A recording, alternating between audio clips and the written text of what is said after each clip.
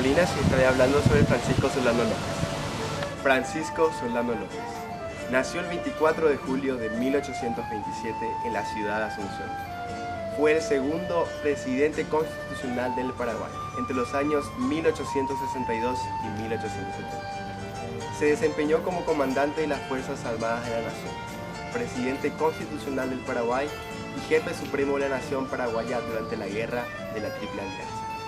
Le sucedió a su padre como presidente de la nación Carlos Antonio López, de acuerdo a la Constitución de 1844, electo por el Congreso Nacional por un periodo de 10 años. A la muerte de Carlos Antonio López, el 10 de septiembre de 1862, lo sucedió provisionalmente como presidente de la República Francisco Solano López. Poco después, el Congreso reunido el 16 de octubre de 1862 lo designó por unanimidad como presidente constitucional de la República. Según la Constitución de 1844, los requisitos para ser presidente eran: primero, ser ciudadano del fuero común, lo cual inhabilitaba a militares y eclesiásticos. Segundo, poseer 45 años de edad. Tercero, ser paraguayo natural. Cuarto, tener capacidad, honradez y patriotismo. Y poseer un capital propio de 8.000 pesos. Visto esto, Carlos Antonio López tomó medidas en el asunto y convocó un congreso extraordinario en el año 1856, modificando algunos de los puntos ya citados. Como por ejemplo, en lugar de poseer 45 años de edad, el presidente podría tener 30 años de edad. Y eliminó de forma indirecta el requisito del fuero común, lo cual podría habilitar a militares a ejercer la presidencia de la República, tal caso como el de Francisco Solano López.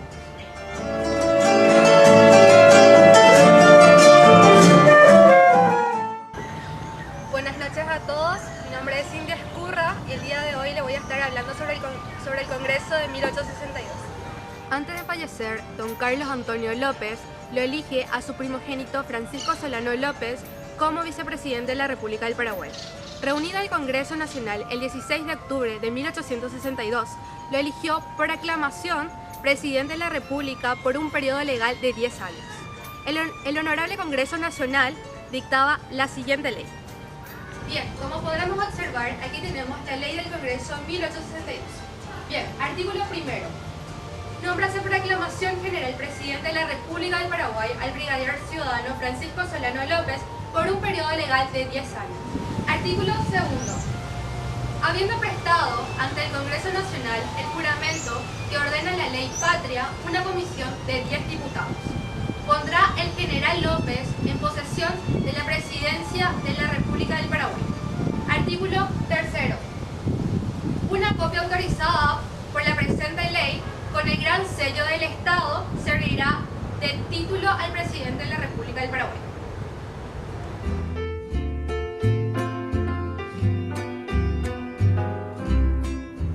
Yo soy Beatriz Agüero y les voy a hablar de las gestiones económicas del mariscal Francisco Solano López. No suelen citarse las gestiones económicas y culturales del mariscal, dado que al frente de su gobierno ya fue poco lo que pudo él realizar debido al conflicto bélico sobreviniente. Tenía en estudio 3 grandes proyectos que lamentablemente no pudieron realizarse. En primer lugar, tenemos el algodón. Francisco Solano López envió 1.500 libras de algodón como muestra para intentar su comercio con Europa. El cónsul de Francia quedó impresionado por las muestras de algodón recibidas. Entonces se propone un trueque con tejidos franceses. Además, pide muestras de madera y tabaco. El 3 de febrero de 1864 son embarcadas en el Candas una empresa y 2 montadoras. El mismo año llegan de Londres 2 máquinas enviadas por el Cotton Supply Association de Manchester. El joven presidente trata de mejorar los métodos de explotación de esta fibra. De Nueva York manda a traer máquinas desmontadoras para mejorar la producción de algodón, con ellas simientes de alta calidad. Otra de las disposiciones del mariscal López, como administrador del Estado paraguayo, consistió en el decreto del 22 de febrero de 1866 que estableció franquicias para el comercio con Bolivia y el proyecto de construcción de un ferrocarril desde la costa del río Paraguay hasta el interior de Bolivia. También se proponía introducir la yerba mate paraguaya como artículo de consumo en los ejércitos de Europa.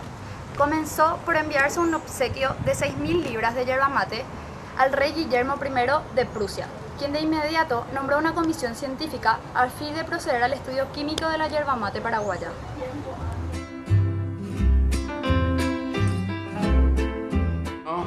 Mi nombre es Jazmín Franco y voy a hablar acerca de las gestiones culturales durante el gobierno del doctor Francisco Solano López. El mandatario no le prestó mucho interés al teatro. Recién a fines de 1863, con la llegada de la compañía Ascona, le prestó el debido interés al teatro. También, cuando empezó a ocupar su puesto en el palco oficial, fue que le dio un tono un poquito más importante al teatro en nuestro país. Su papá, usualmente, el doctor Carlos Antonio López, le prestaba mucha atención y le daba más énfasis al teatro, pero su hijo no logró hacer lo mismo hasta que llegó a la compañía Ascona.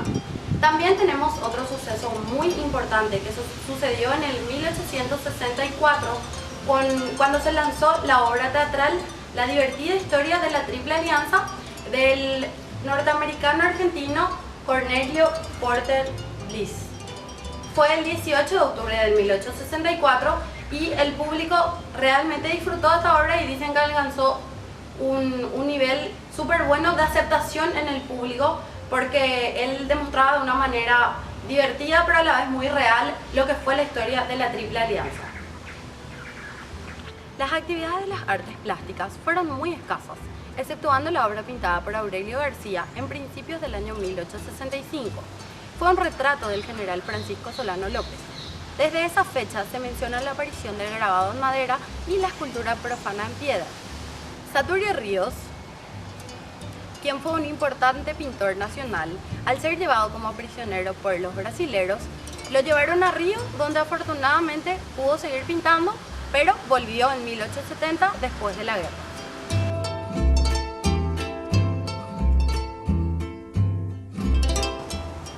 Soy Natalia Rolón y voy a continuar hablando sobre las gestiones culturales, la imprenta y la prensa. Desde antes de la muerte de don Carlos Antonio López, fue Francisco Solano López quien dispuso la instalación de la imprenta, poniéndola en condiciones para el propósito de dar a la prensa como un instrumento de gobierno. Una muestra del nivel alcanzado por la imprenta es la publicación de La Aurora. En los últimos tiempos, la publicación de don Carlos Antonio López, La Centinela durante la guerra, y seguido a este se publica Cabishuit, editado en el campamento de Paso Pucú.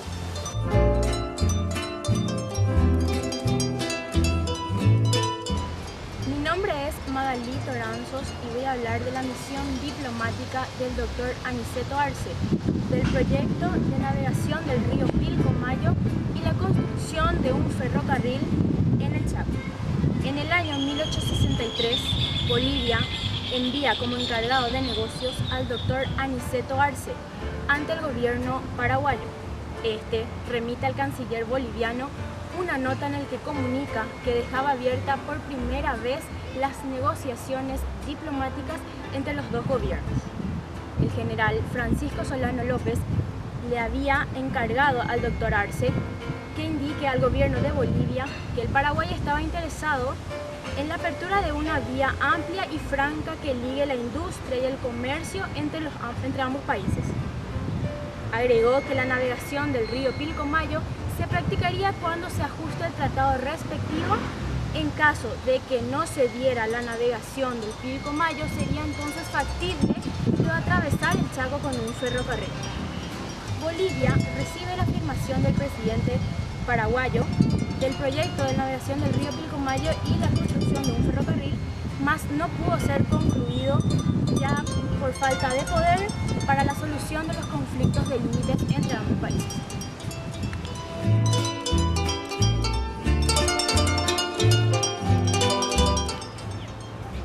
Soy Graciela Costa y a mí me corresponde hablar de la Sociedad Progresista de Bolivia y el comentario del semanario. En 1864, La Voz de Bolivia, periódico de Cochabamba, escribió la propuesta de la Sociedad Progresista, compuesta de 33 artículos, de los cuales el segundo decía: se compromete la sociedad a abrir una puerta a la margen derecha del río Paraguay y en territorio boliviano, que no se halle disputado desde la confluencia del río Apa. El seminario, diario oficioso de la compañía, ocupándose del proyecto, decía: el gobierno boliviano atenta directamente contra la integridad de la República y falta el respeto que se deben los gobiernos civilizados.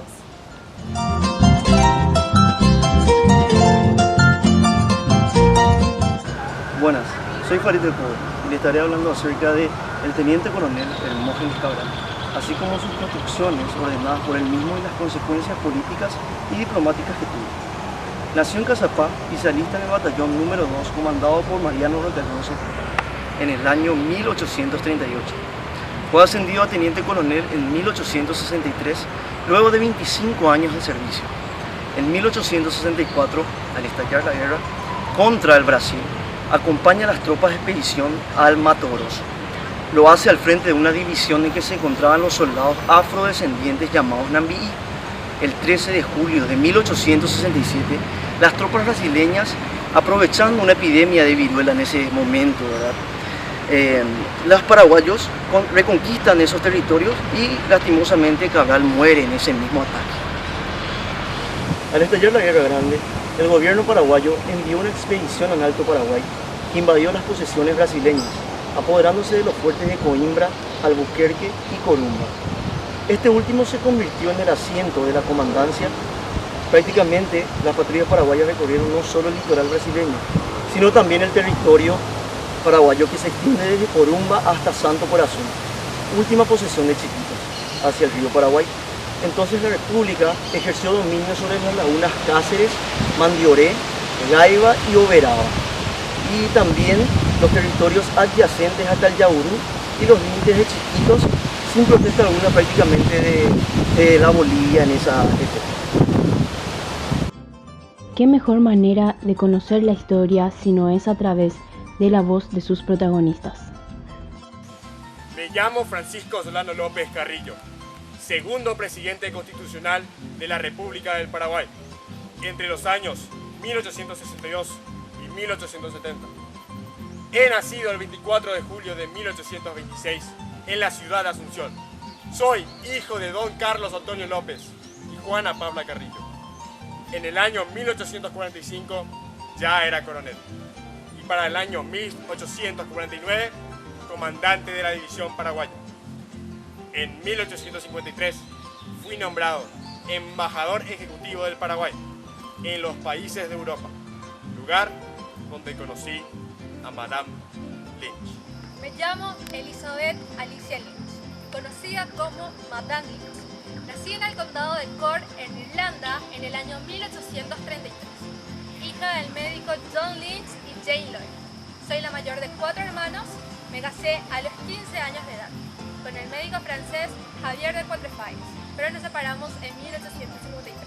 A los 19 años de edad, en un baile dado en el Palacio de las Tullerías por Napoleón III, conocí a Francisco Solano López en la ciudad de París. Estaba recorriendo Europa para poder capacitarme militarmente y buscando materiales para las industrias y los ferrocarriles del Paraguay. Justamente fue de aquí de donde traje el buque Tacuarí. Y asimismo también fue aquí donde yo me enamoré perdidamente de una muy bella dama. Fue desde entonces que empezamos a salir. Aunque yo estaba casada legalmente con Quatrefages, viajé con Francisco Solano López en 1855 a Paraguay. Al desembarcar en Buenos Aires, di a luz al primero de nuestros 6 hijos, al que llamamos Juan Francisco López, Conocido mejor como el coronel Panchito López. Al llegar a Asunción, la sociedad paraguaya no me aceptó de inmediato, pero más adelante pasé a ser adorada por imponer tendencias europeas, danza de salón como el hondón carapé y la moda y hábitos europeos. Durante el mandato de Francisco Solano López se desató la guerra de la Triple Alianza, donde perdió la vida el 1 de marzo de 1870 en Cerro Corá. Panchito y yo estábamos huyendo, pero las tropas aliadas nos atraparon y mataron a mi hijo. Al momento que me querían llevar presa, les dije: ¡mucho cuidado, soy inglesa! Y entonces se alejaron.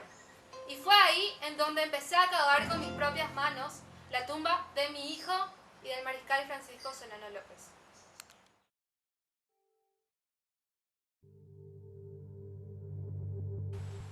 Un paraguayo nunca se rinde.